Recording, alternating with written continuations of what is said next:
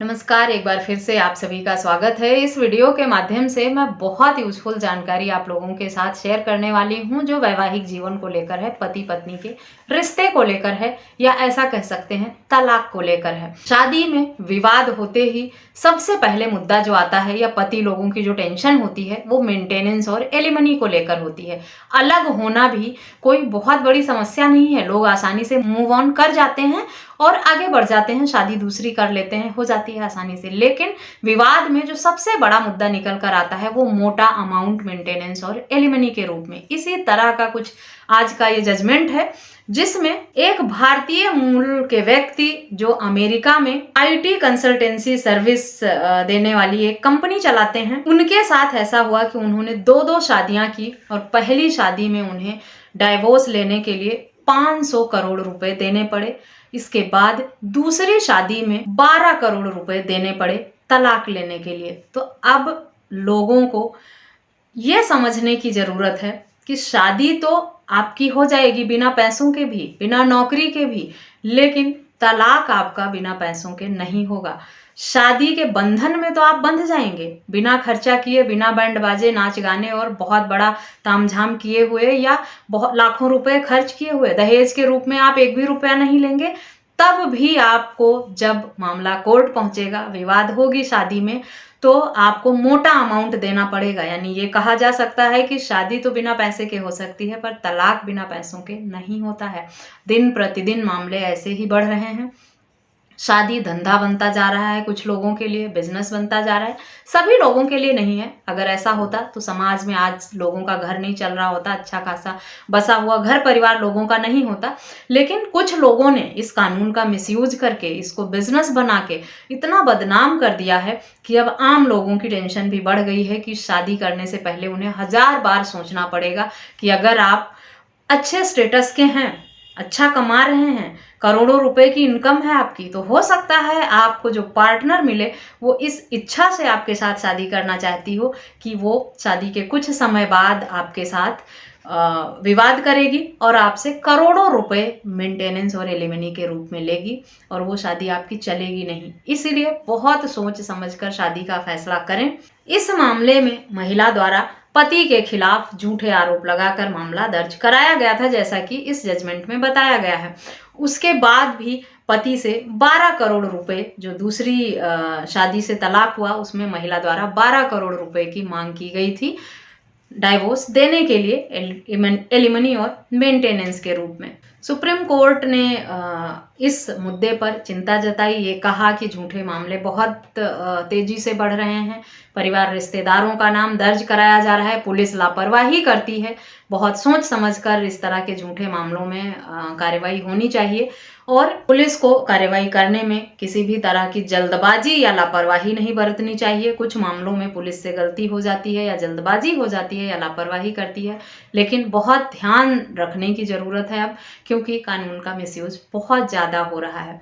इस मामले में पति ने 2 शादियां की और दोनों में उसे मोटा अमाउंट देकर शादी से छुटकारा पाना पड़ा।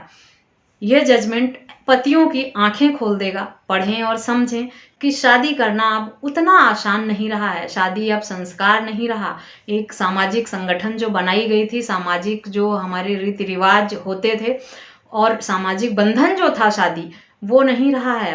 अब शादी को लोग बिजनेस की तरह लेने लगे हैं। कुछ लोगों ने इसे बिजनेस बना दिया है। अभी आपने भी देखा होगा, कर्नाटक हाई कोर्ट का एक कोर्ट रूम का छोटा सा क्लिप वायरल हो रहा था तेजी से सोशल मीडिया पर, जिसमें एक जो न्यायमूर्ति हैं वो ये कह रही थी, सवाल उठा रही थी कि पत्नी ने 7 शादियां कर रखी है और 6 पति पहले जो हैं उनके, उससे उसने मोटा मेंटेनेंस और एलिमनी लेकर सेटलमेंट किया है, डाइवोर्स लिया है। और फिर 7वीं शादी से जब उसने यही प्रक्रिया अपनाई, डाइवोर्स की मांग की, तब उसकी पोल खुली, कोर्ट के समक्ष मामला आया, संज्ञान में आया और अब कोर्ट ने उसके खिलाफ इंक्वायरी के आदेश दिए हैं। जांच में अगर पाया जाता है कि वो जो महिला द्वारा, जो पति द्वारा इस तरह का आरोप लगाया गया है वो सही है, तो देखते हैं कोर्ट का महिला के खिलाफ क्या रवैया रहता है, किस तरह की पनिशमेंट मिलती है।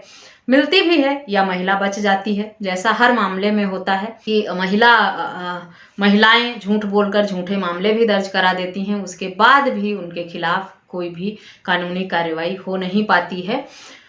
लेकिन ये मामला कुछ अलग है जिसमें महिला ने कानून का हद से ज़्यादा मिसयूज किया है। उम्मीद है इस मामले में उस महिला के खिलाफ कोर्ट कठोर कार्रवाई के आदेश देगा और ऐसी झूठी महिलाओं को सबक मिलेगा जो इस तरह की हिम्मत करके एक के बाद एक झूठे मामले दर्ज कराती हैं। फिलहाल इस जजमेंट की डिटेल आपको वीडियो के डिस्क्रिप्शन बॉक्स से मिलेगी, वहां से पढ़कर समझ सकते हैं आप पूरे मामले को।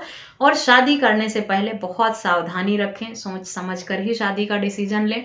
और अगर आप ऐसी सोच रख रहे हैं कि किसी गरीब घर की लड़की ले आएंगे, बिना पैसों के, बिना दहेज के शादी कर लेंगे, तो आपकी शादी सफल हो जाएगी। बहुत सारे मामले ऐसे भी हम लोगों के सामने आए हैं जिसमें इसी तरह की सोच रखते हुए लोगों ने शादी किया था, लेकिन शादी के कुछ समय बाद जिस पर तरस खाकर, जिस लड़की को गरीब घर की समझकर लोगों ने शादी किया, बाद में उसी ने इतना बड़ा मुंह खोला, मेंटेनेंस और एलिमनी के नाम पर कानूनी प्रक्रिया का दुरुपयोग किया, धमकियां दी, झूठे मामले दर्ज कराए और परिवार वालों पर दबाव बनाया मोटा पैसा देकर सेटलमेंट करने के लिए। ये सब चीज़ें आप लोगों के साथ शेयर करने का मकसद सिर्फ इतना है कि आप लोग अवेयर रहें, जागरूक रहें। शादी करने से पहले बहुत अच्छे से सोचें समझें, इंक्वायरी करें, विचार करें, परिवार की जानकारी हासिल करें, बैकग्राउंड देखें, उसके बाद ही शादी का डिसीजन लें। क्योंकि शादी आप फ्री में कर लेंगे लेकिन डाइवोर्स आपको फ्री में नहीं मिलेगा।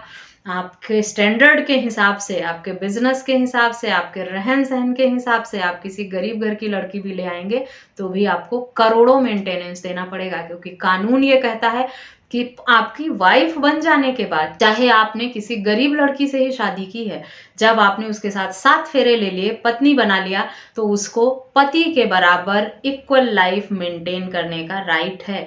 अगर वो पढ़ी लिखी नहीं है, वो कमाने में सक्षम नहीं है, और आप अच्छा खासा बिजनेस चलाते हैं, तो शादी होते ही उसको ये अधिकार मिल जाता है कि आपके बराबर, आपके जैसे लाइफस्टाइल वो भी मेंटेन करे।